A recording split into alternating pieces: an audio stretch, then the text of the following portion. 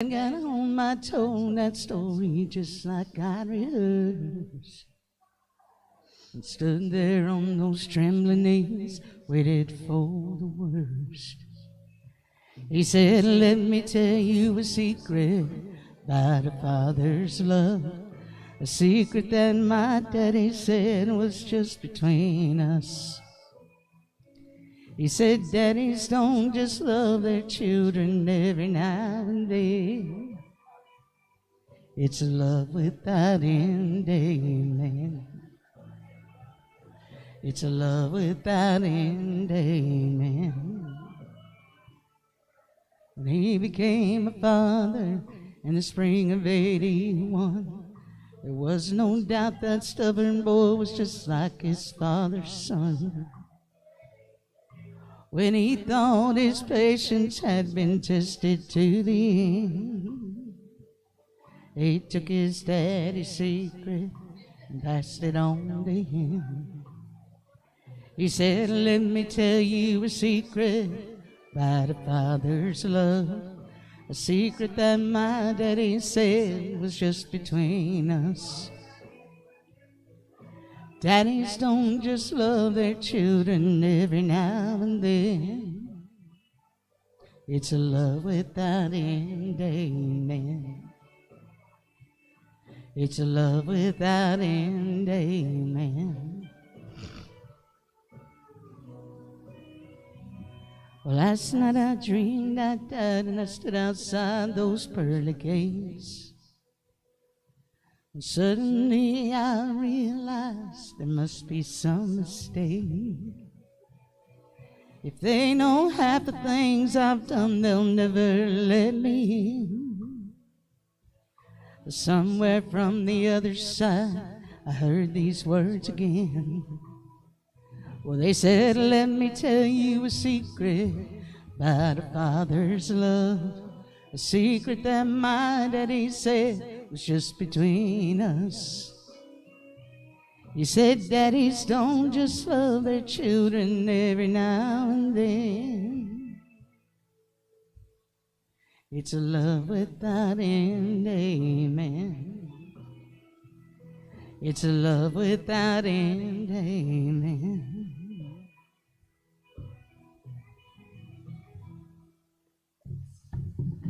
All right, good morning. Good morning, everyone. How are you?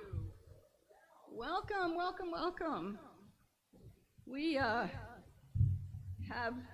about 6 of our regulars who have just started to travel again. We aren't going to be here some of them are going to be here for 3 or 4 weeks. So we bless them and we will miss them, but we're delighted that you are with us today. And I would like to thank Janelle. Janelle's back with us, and appreciate that and your wonderful music. Thank you. So let's open with a prayer as we do all services here in our church. Do what? I'm sorry. You can't. Oh. I kind of don't even care if it's on me or not, but okay, here we go. I am not technical, guys, so just shout it out if I'm not. We usually have an operator, but the operator's home very, very sick today, so we didn't let her come. So anyway, let's open with a prayer, and as we open with a prayer, we remember those who are traveling today, all those in our church who have gone to be with family, and family has come to be with them, and we just hold them in our prayers for safety and a wonderful time, and we hold those in our prayers this morning who are home ill. We have 3 or 4 of the people in our church who are not well, and so we hold them in the truth that they are vibrant, vitalizing health. We see that to be the truth for them with rapid healing. And so we give thanks for this day, for this church, for each and every person who is with us today, and for all those in our congregation who could not be with us. We give thanks. We bless this wonderful world we live in. We bless every synagogue, every mosque, every temple, we know that we are all one. We are all God's creations and creator. Let me start over. Created by the one creator, and we are all one with each other. And so for this we give thanks and we bless this day. Amen. So I think we've got to turn ours off and on, don't we? I don't know, I guess so. Okay, so I don't know. That was echoing, so we're trying to figure it out. I think when one of us is on, the other one may have to be off. That may be what it is. Okay, so now let's do our song, Surely the Presence. See if I can do this the right way.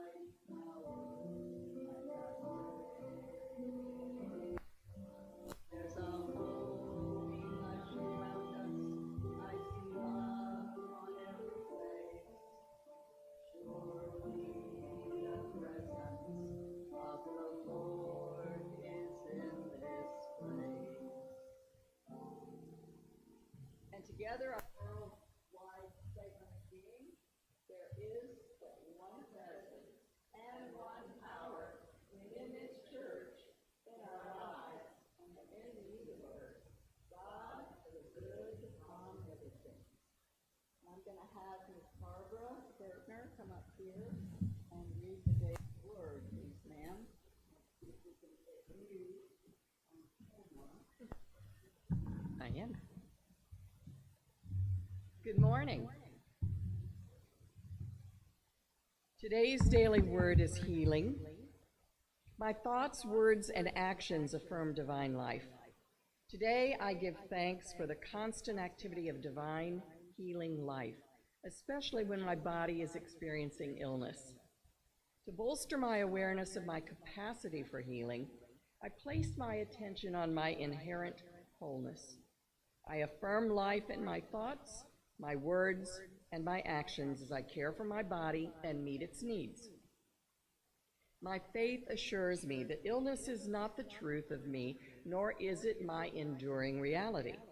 Through my actions, I am affirming wholeness as my true nature and encouraging my healing. Even when I'm not facing illness, I greet each day by blessing my body, affirming my wholeness and the ongoing activity of divine life in every organ, every cell.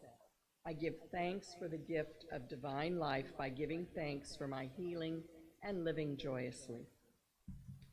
From Luke 8:48, he said to her, "Daughter, your faith has made you well. Go in peace."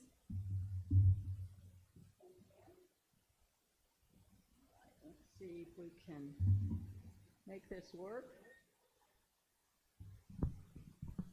This is on, right? Okay. Okay, so I don't know what that. Ask Stephen if the camera got turned off. It shouldn't have. It should be on. So. All right. So he's talking to me. We're going to get all this fixed. It's not on, Stephen, it's not on the, I moved it, honey. Is it still on there? He's telling me it's not.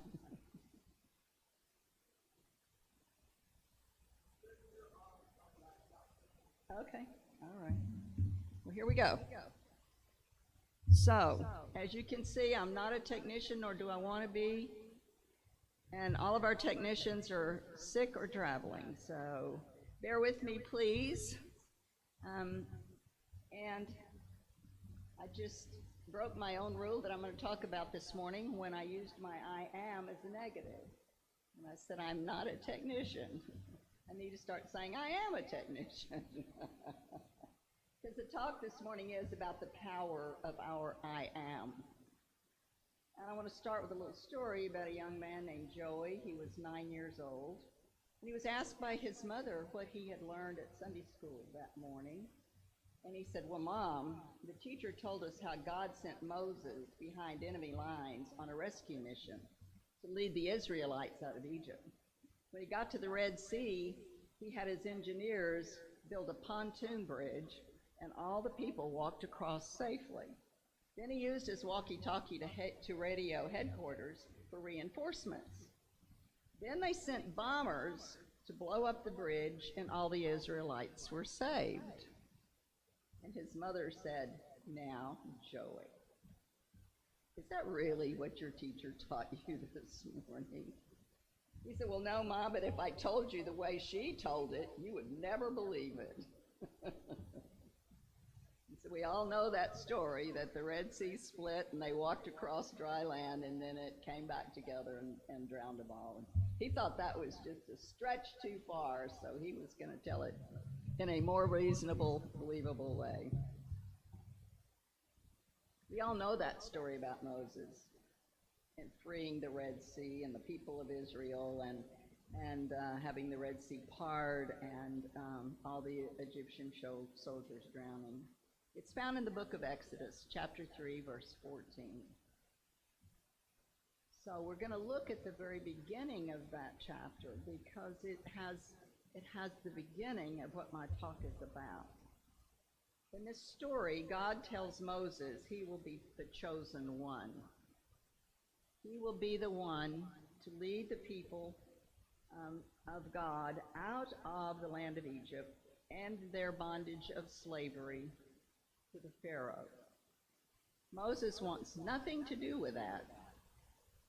He doesn't want to have anything to do with it at all because he feels totally inadequate that anyone would even listen to him. He argues with God and he says, who am I to go to the Pharaoh and tell him I'm going to take the people out of Egypt? God says, Moses, I will be with you. Then God says next, I will be with you. Go to the people of Israel and tell them. Moses was not happy. He questioned God. How would anybody believe me? They won't see you, and I'm a nobody. And if you heard me talk, I stutter. If I go to the people of Israel and I tell them to follow me out of Egypt, they're going to ask me, who are you? And why are you here? And God answered, tell them, the God of your fathers sent you. Moses then argued even more. And he said, yeah, they're going to say, oh yeah, what's his name? And when they do, what shall I say, God? Who shall I say? God sent me. And God said to Moses, well then you say to the children of Israel, I am sent me to you. Tell them, I am that I am has sent you. Now this story was believed to have been written about 1,350 years before Jesus was born. That's where we see the first reference to the sacred I am as the name of the most holy of holies, the deity that we call God. The Hebrew Bible says the original phrase was, I am is the way. Remember, the Hebrews believed that there was only one God, and worshiping idols and false gods was absolutely forbidden. Also remember, that is one of the 10 Commandments. Thou shalt have no other gods before you. The I am was the only way the Hebrews believed was acceptable. The one I am, or the one God, was the way. We then see the I am referenced in the New Testament when Jesus said, I am the way, the truth, and the life.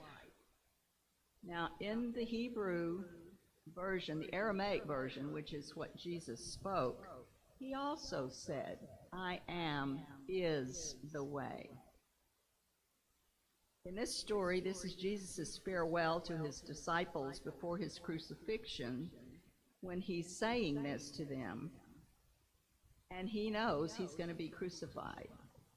I don't think they knew at this point in the story, but he's telling them, you know the way to me where I am going, and we will see each other again. And doubting Thomas said, Lord, how can you know the way? We don't know where you're going. And in John 14, verse 6, Jesus answered, I am is the way, the truth, and the life. No one comes to the Father except through me. Again, the early writings indicate that the phrase was, I am is the way. And you know the way because he is saying to them that I've been teaching you all this time. Have you not gotten it yet? He was perplexed often with his disciples because they never seemed to quite grasp it. And the reason was they were coming from their limited human experience. Both of these stories in the Old and the New Testament are powerful messages for all of us. And remember, the true power in these lessons have escaped religious teachings for a long, long time. So let's look at the stories first metaphysically, beginning with the Moses story. When Moses argues with God, he's arguing for his human weaknesses. He stutters. He's a nobody. How are they going to listen to me? He has no authority. He simply can't do it. God needs to send somebody else, somebody that they will listen to.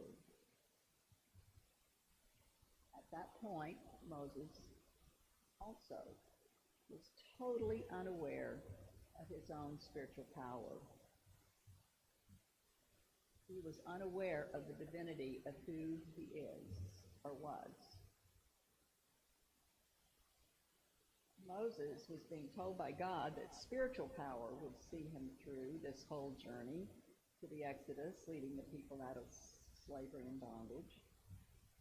And Moses was simply looking at it from his human, limited ability.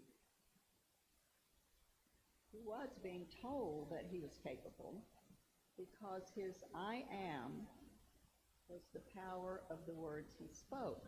Now we know that through the understanding of the metaphysics of it, the I am was the spirit within him, was the God that was within him, the unlimited part of him, and not the stuttering, inadequate words of his human limited self. It was the spiritual nature of God in him that has no limitations. And when we look at the story of Thomas in the New Testament, he was also coming from his human physical limitations when he said, I don't know where you're going. How will I ever find you? So the lesson and the revelation in both of these stories are for us. These two men are unaware of their true spiritual power, and both of them are arguing for their human limitations. Does that sound like you and me? We sort of do think we have human limitations. And we actually will argue for our human limitations because we forget who we truly are. We forget that we do have unlimited spiritual power. There is no limit to what we can do when we are coming from and being guided by and aware of our own spiritual power.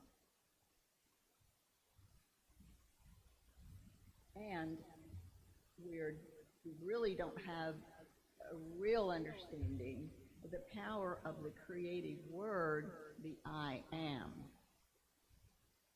That power and that metaphysical meaning has been lost for thousands of years because the Bible was taken literally without understanding the powerful spiritual meaning of the stories and the powers that they hold. Just as the people in these stories, that's what we do. We only think of ourselves as limited. We've never been told that the use of the power of our I am can create miracles. And it can create disasters, depending on how we choose to use it. And we, without realizing it, have created a lot of havoc in our lives by affirming our I am as a negative. When we use or misuse the I am to our detriment, and we do it all the time. So the I am is how it got translated into the Greek, into the English. It became an I am. But in ancient writings, and in the story of Moses and even Jesus, it was not pronounced I am. It was pronounced Om. Om. Om is still a powerful utterance, and in Hindu religion has used it in their religion and in their ceremonies for 8,000 years. The Om is an ancient human sound, and it is said to vibrate at the very same vibrational level as the original utterance of the high holy masters calling upon the divine. It was the only chant that Wayne Dyer ever used, and it was frequently used by Deepak Chopra because they both learned and understood the power of the sound. And they understood and knew, because they also looked at the science of things, they knew that it was the highest vibration of energy in all the universe. When we are uttering the Om, there is a vibration that goes out that is the highest vibration in the universe. And these two men that I've just mentioned, Wayne Dyer and Deepak Chopra, know that and use it in all their spiritual practices. If you've ever been in any workshops with either of those men, you will have experienced that with them. So, what have you been declaring with your I am? What do you say when you use the word I am? You ever say, I'm sick, I'm tired, I am angry, I'm hurt, I'm poor, I'm lonely, I'm a victim, I'm fat, I'm ugly, I'm dumb? How many times do we misuse our I am? The vibrational universe gives you whatever you vibrationally, energetically declare. We know that. We talk about that here frequently. Vibrational universe gives you whatever your vibrational energy declares. So how conscious of our I am, how conscious of you, of your I am statements and your declarations to the quantum field. Just think about it for a moment. What are the ones you use most? And do you use positive ones or negative ones? It doesn't matter whether you say them out loud or to yourself. It doesn't make any difference. Because remember, thoughts become things. Thoughts take form. So just be thinking about how you use your I am. I was pretty horrified when I was writing this, thinking about all my negative I ams. And I know this, and I've been teaching this for a long time, and it's pretty ingrained in us. In his book, Charles Fillmore, the co-founder of Unity, his book, Teach Us to Pray, he says this: the words I am are a mighty magnet that draws to you exactly what you declare, good or bad.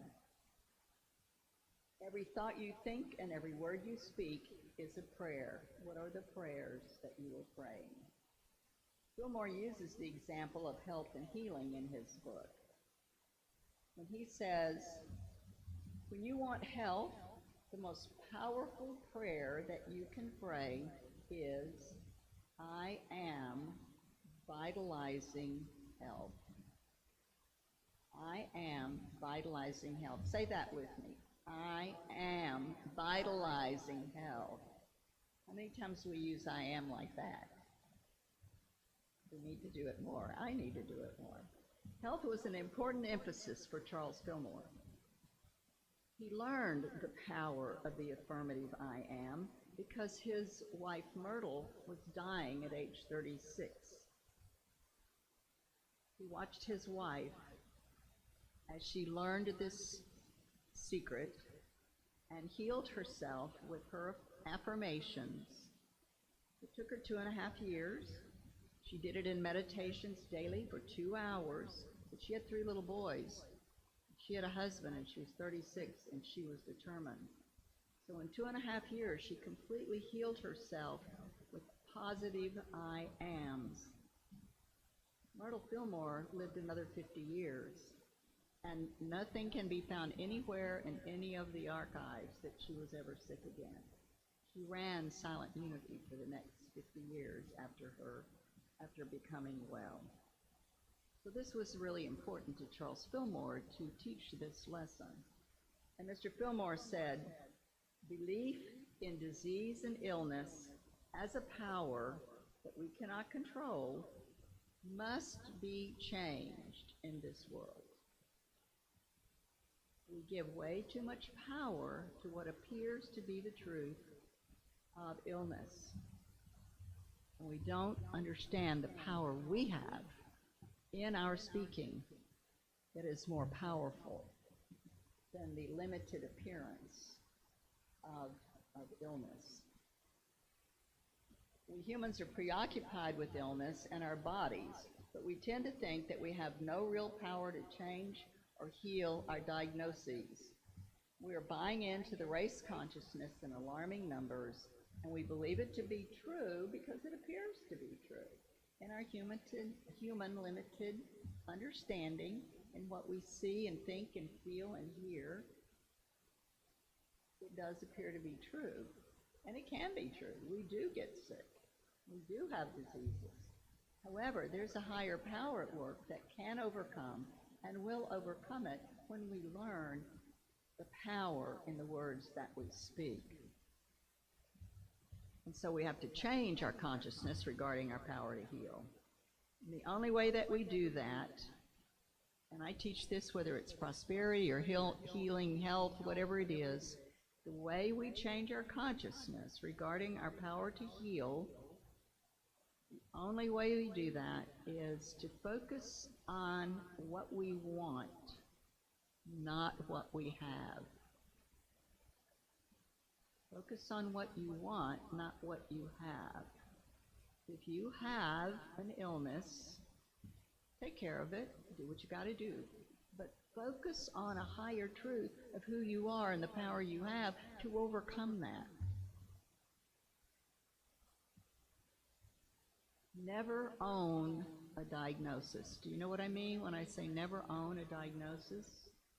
Never say, I have a heart condition. I have cancer. I have arthritis. Don't own it. It doesn't belong to you. It's a diagnosis. You see, if you own it, the universe picks that up, that vibrational energy.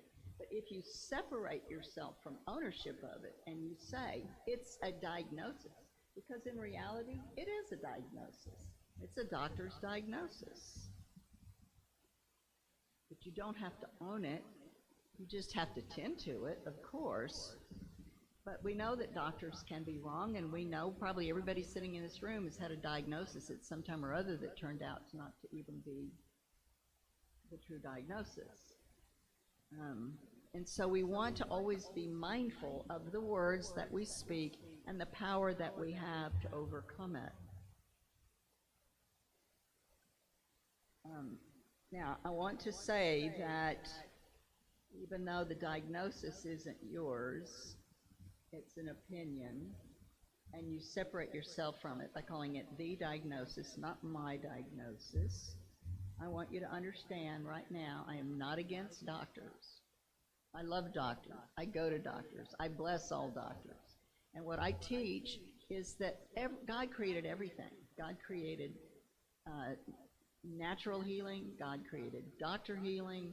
God created medicine, and it's all created by God. And there are times in your life when you're really glad to have those doctors, and you are really glad that they have the inspiration and to be what they are. So I'm not against doctors.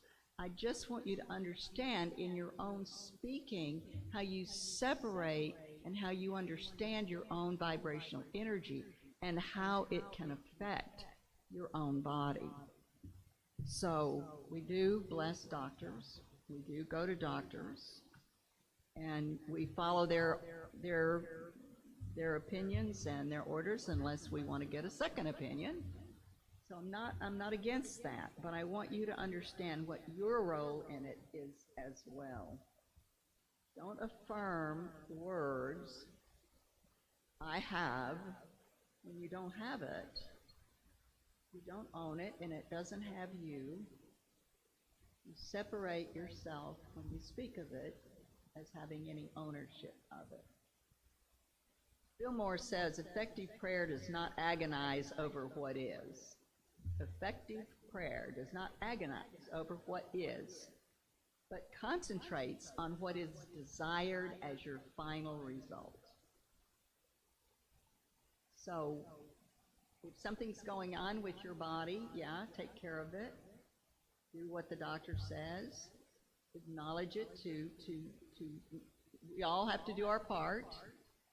But at the same time, what you want to concentrate on and the words you want to use are what your desired result is. And I even teach this for people about prosperity and abundance. You affirm what you would love, not what your current circumstances are. If you're constantly affirming your current circumstances, you're going to get more of your current circumstances, because that's what the quantum field will give you. That's the vibrational energy that you're putting out that the vibrational field will give back to you.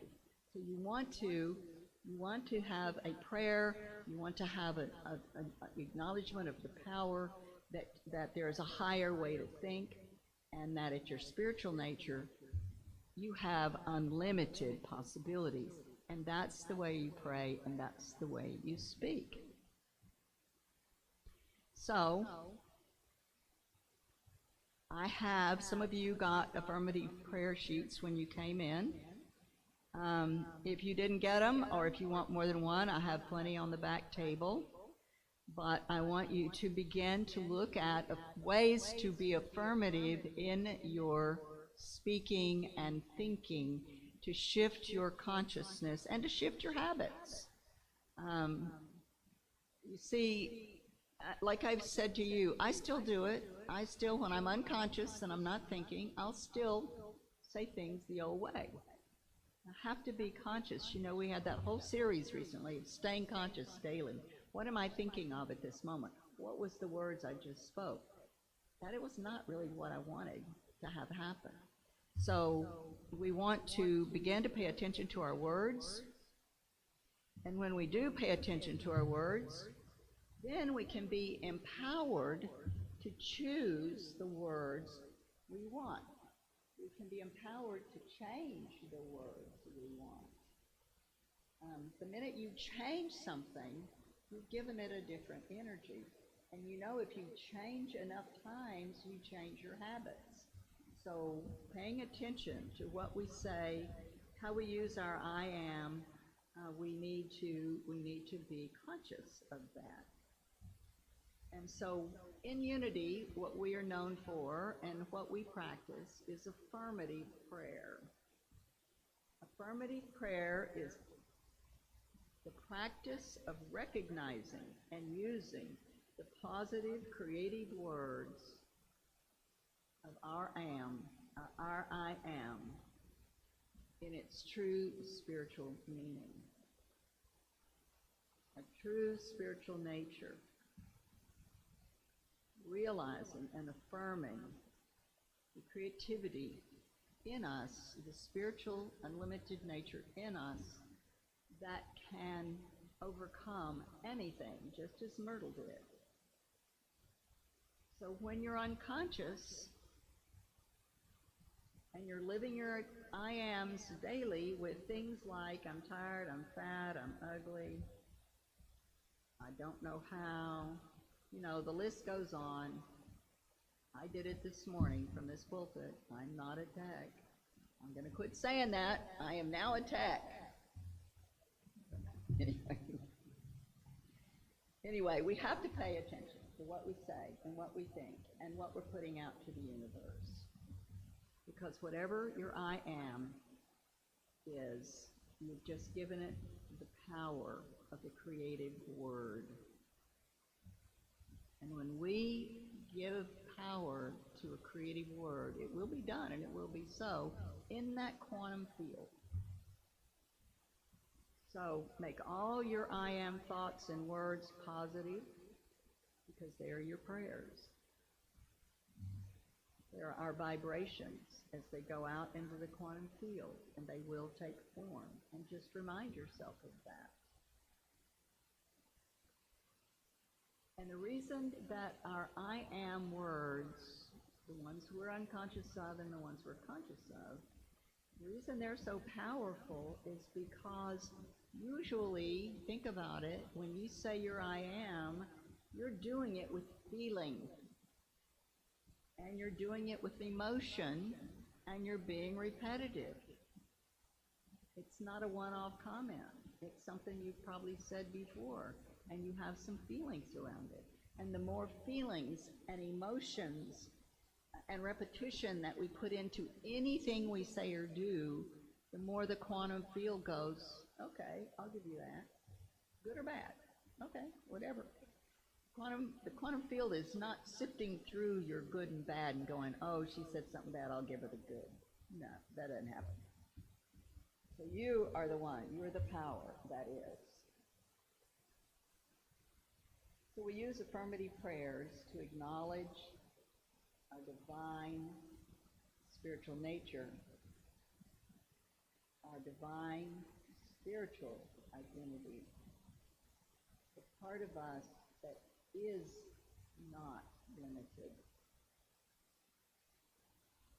It is reminding ourselves that we are divine, and we are unlimited, and we are capable of miracles.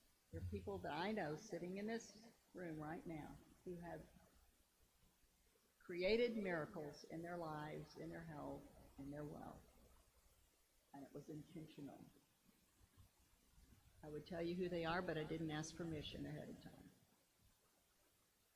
Affirmative statements are to claim what is already true, because in your invisible, in your spiritual nature, not in the world you can see, not in your five sense consciousness, but in the spirit of who you are, all of the positives are already true. You're just needing to bring them forth into your consciousness and into your field of energy.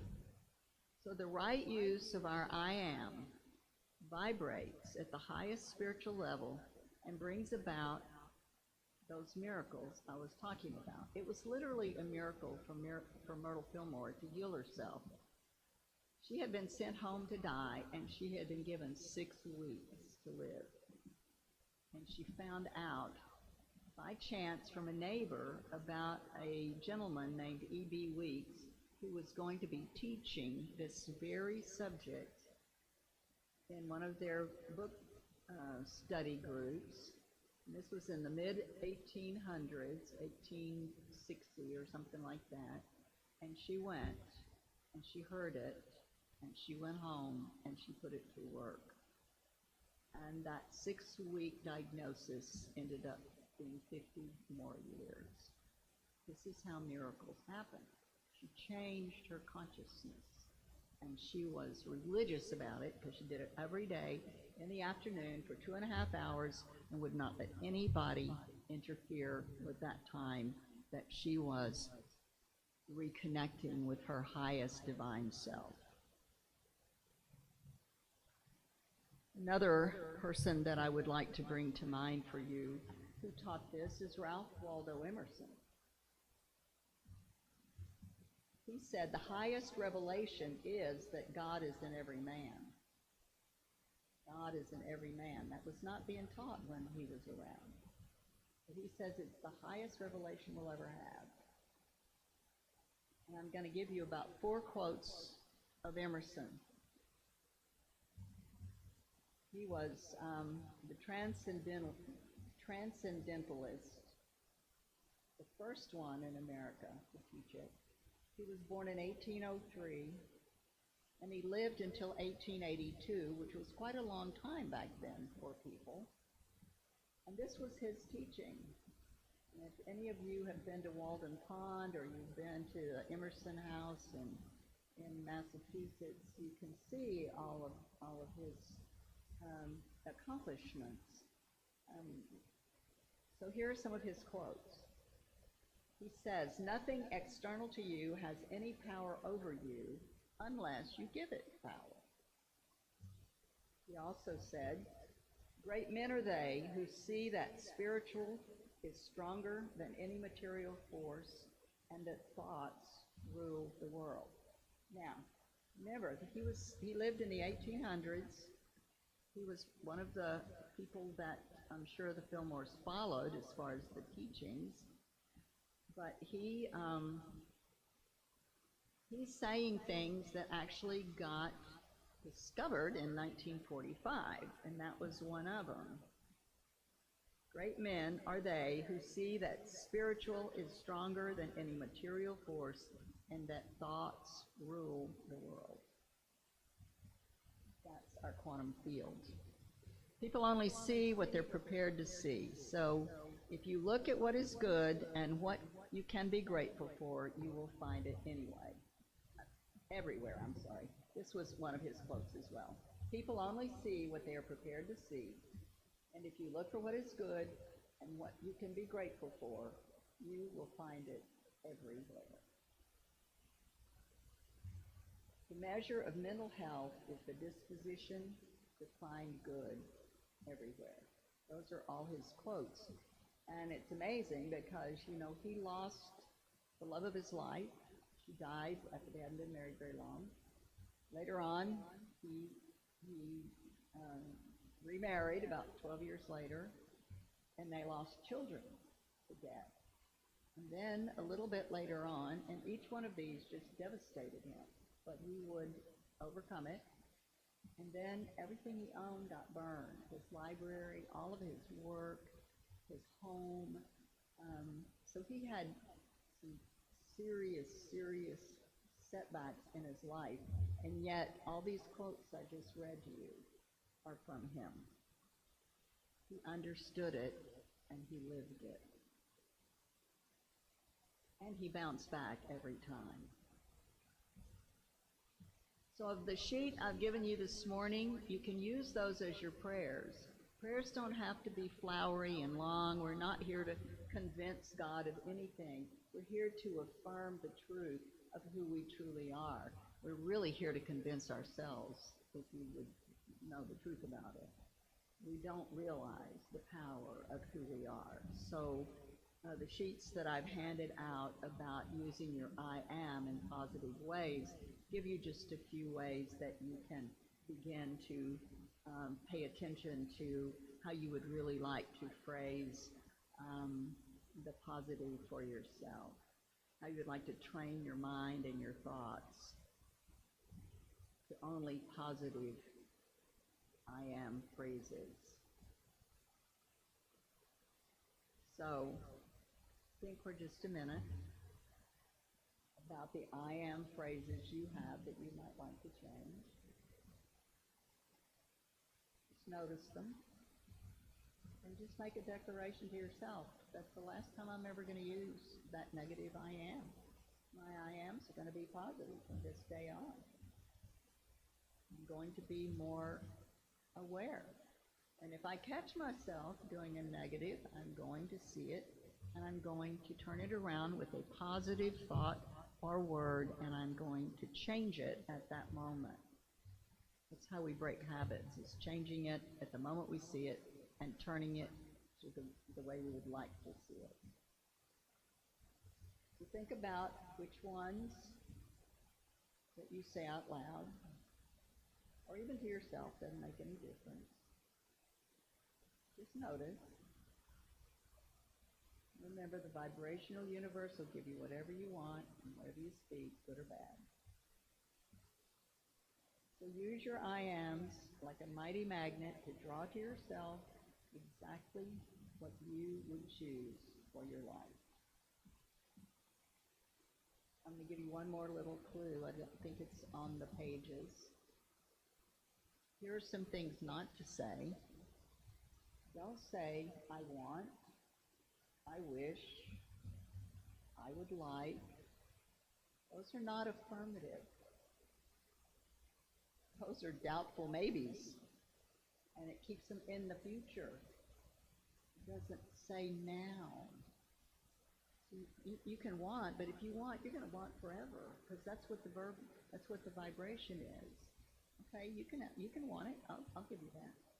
Okay, it can be in the future. You can wish for it. Okay, it's not going to take form in the way that you want. So you have to be positive with your words and your thoughts and your beliefs. So take the little sheet with you. Begin to notice where you could maybe change. And always remember, we live in gratitude, so always be thankful for everything and anything that comes your way. It's another very high vibration. And just notice the places in you that you would like to speak and think differently. So let's just move into a moment of reflection about this, a moment of meditation.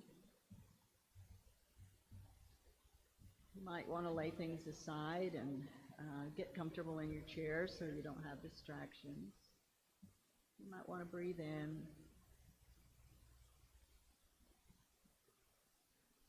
Allow yourself to be fully present to that breath as it moves through you. That breath is your spirit. It's always in you, moving through you. Just notice it now. Bring all your attention to your breath as you breathe in and breathe out. It is your life, the consciousness, the breath you breathe. It keeps you in life.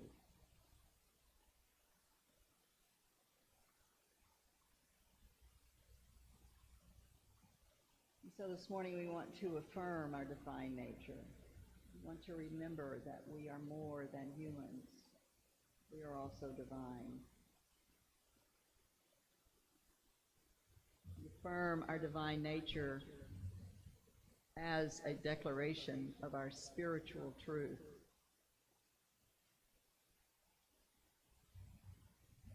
We affirm our divine nature as our spiritual identity.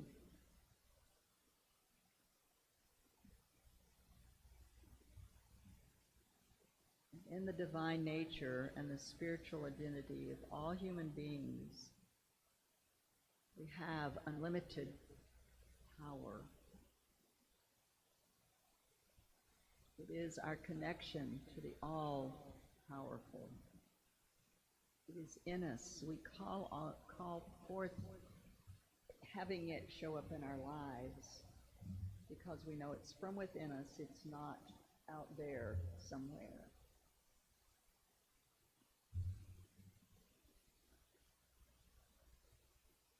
Affirming our divine nature is a powerful, powerful spiritual practice.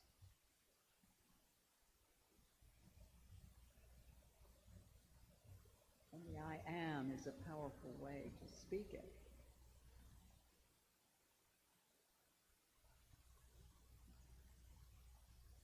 The more that we can declare the truth of who we were created to be as divine, helps us to be aware of our own unlimited power and divinity.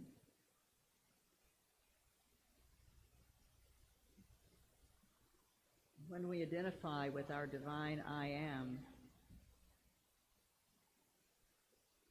and align our thinking and our actions with our divine I am,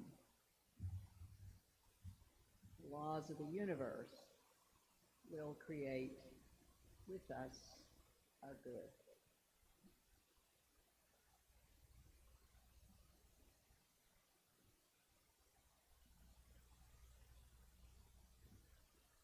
I'm going to say it again. When we identify with our divine I am and align our actions with our divine I am, the laws of the universe will align with us so that we create our highest good.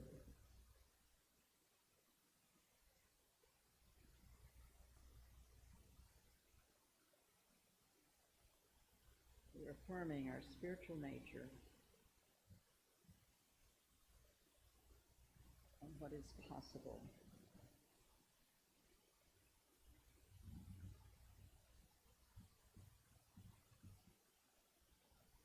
The spiritual nature is the absolute truth. The absolute truth of the power within you. The relative truth is that part of us that is human, that part of us that does have frailties, that is dependent and is limited. That is the relative truth of us. We are affirming and learning to affirm the absolute truth of who we are created to be.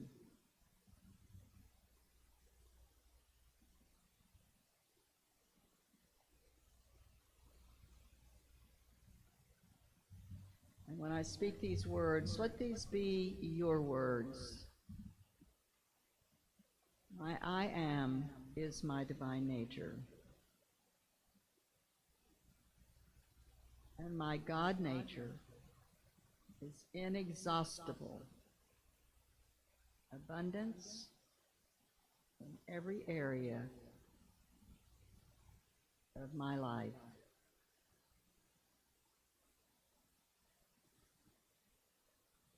My I am is my divine nature. And my God nature is inexhaustible abundance in every area of my life.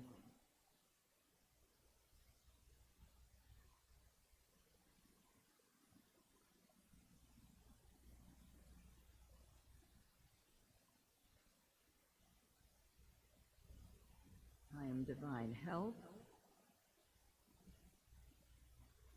inviting divine health into my life. I am divine love, inviting divine love into my life.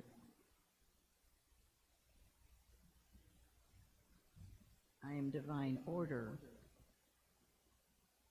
balanced and stabilized.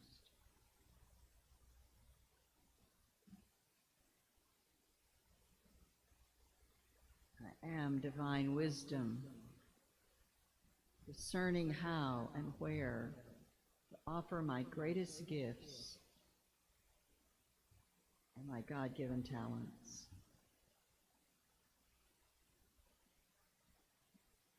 I am blessed beyond measure. I am loved beyond measure. And I am grateful. I am living in gratitude.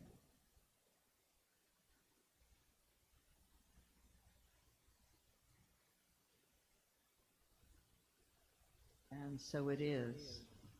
Amen.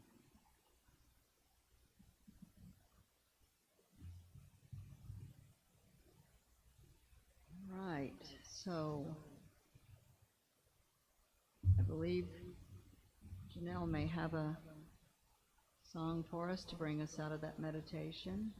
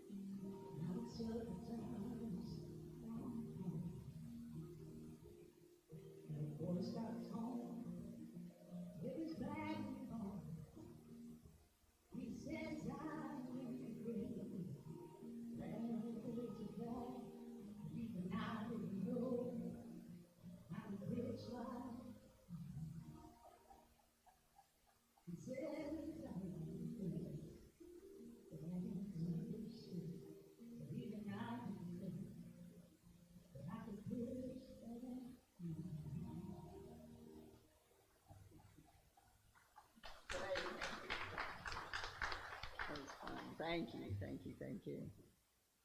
So, do we have visitors for the first time? I don't think we do. It's all right. They're all traveling too, I guess. But we're welcoming all of you. We're so happy you're all here with us this morning.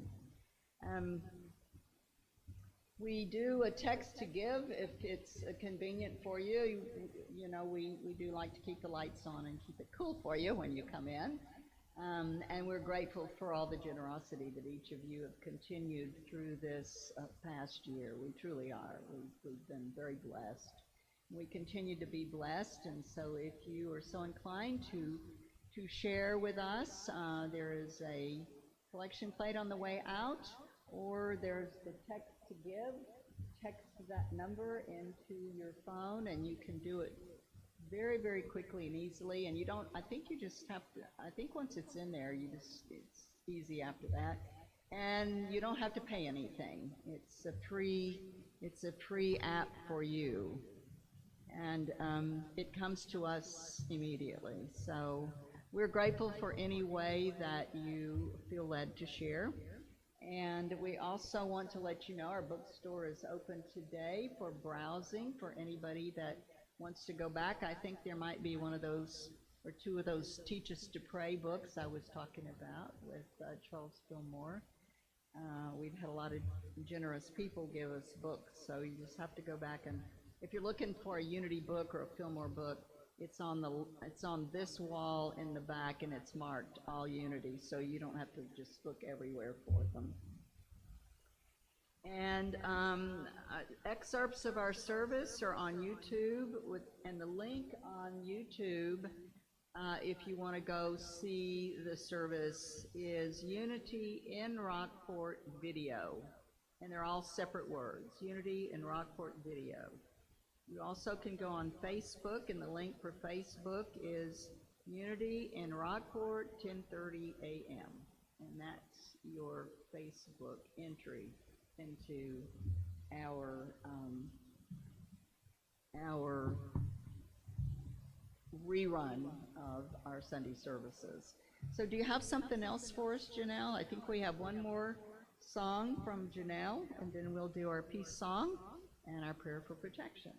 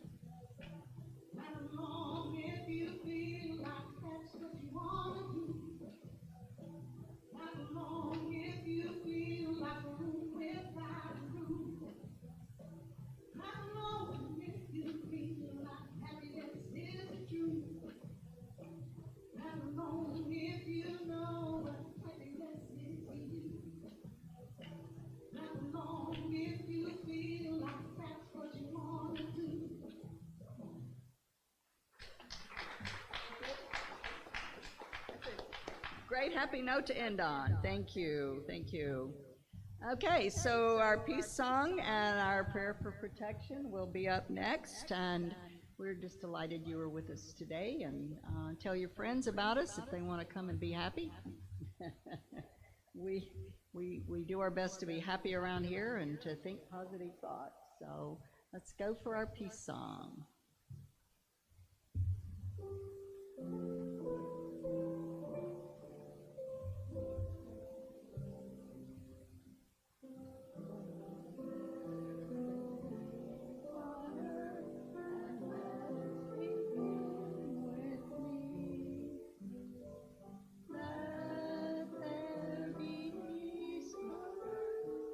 Peace that was meant to be with God as creator, family all on me. Let me walk with my family in perfect harmony. Let peace begin with me. Let this be the moment with every step I take. Let this be my joyous vow to take each moment and live each moment in peace eternally. Let there be peace on earth, and let it begin with me. And now our prayer for protection. The light of God surrounds us.